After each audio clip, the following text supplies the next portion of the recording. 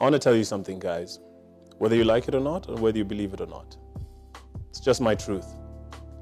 How you act, how you walk, how you talk, how you smell, how you behave when you're around people, how you react when you encounter people from different backgrounds and different cultures, your network, your circle of friends, who you know and who knows you, the influence that you have over that network, your brand, your purpose, your drive, that thing that gets you up in the morning, that gives you energy whenever you're around people. Believe it or not, guys, these things matter. My name is Monesi, and you're watching Get Yours.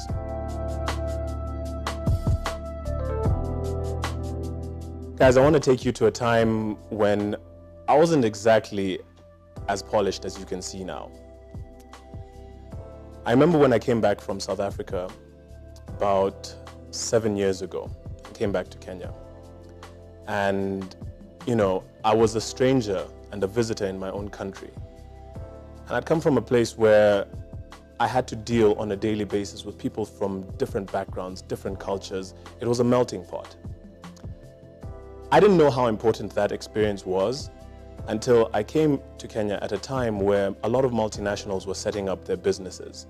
And a lot of people that I was meeting on a daily basis were saying, I've studied this degree, I've got my master's, I've got this, but I can't get a job. I can't seem to get ahead.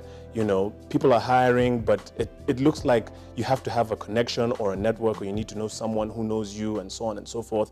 And I was hearing all of these really sad, tragic stories, and I was thinking back to the time that I was in South Africa, and I said to myself, I didn't have a job in South Africa, but I was doing okay. I was making a decent amount of money, and it wasn't because someone had employed me. It's because I was able to engage with people. I was able to put myself in people's shoes. I was able to think, if I was this person, if I was this customer, if I was this client, what would I want for people to say back to me? What would I want them to hear? And because of doing those things, a lot of people felt comfortable dealing with me. And not only did they feel comfortable dealing with me, they felt comfortable going into their pockets and giving me money. I was getting paid. So when I came back to Kenya and I was listening to all these stories of people who were struggling to get work and they were struggling to get ahead, I said to myself, well, let me try. Let me get into the job market and see how difficult it is. And my first experience going into a job, I don't want to brag, but I got it immediately. I understood the background of the people who were interviewing me. I understood where they came from. I understood the countries that they had lived in. I tried to get inside their heads at that interview stage. And before you knew it, the interview became a conversation between people who acted like they had known each other for the longest time. And to be honest, we had just met that day. Long story short, I got hired at my first attempt of applying for a job. Now, as much as that sounds like it's everyone's dream, I actually had to do the work. What you say has to match what you do. I realized that early on. So it didn't matter that I was charismatic, I was charming, I was able to get into people's heads. I had to first figure out that people care about the work that you do. You have to put in the effort. You have to put in maximum effort. And what that does is people start to respond, and they're able to give you referrals. They're able to say, look, this is someone that we can rely on. You become dependable, right?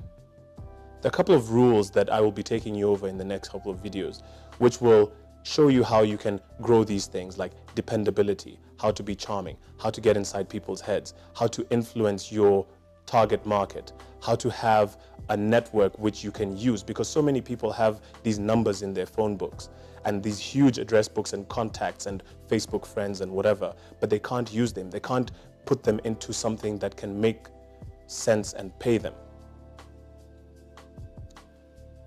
As I went along in my job, I realized that the world is becoming smaller and smaller. We're in a globalized community. Skype sessions, overnight videos, and engagements with people from different countries is the normal state of affairs. I had to quickly learn in the multinational that I was working for that there's so many people out there who do not have the same experiences, level of education, background, religion, race, tribe as you do. And if you feel that you cannot get along with them, you're going to be missing out on a lot of opportunity. I don't want you to do that, because when I realized how important it was to relate to people from different backgrounds and different cultures, I made a point to learn about it, to make it my life's work. I've gotten very far by relating to people, not because of my special skills or my special talents, but simply because I'm able to understand the human being. And anybody can do it.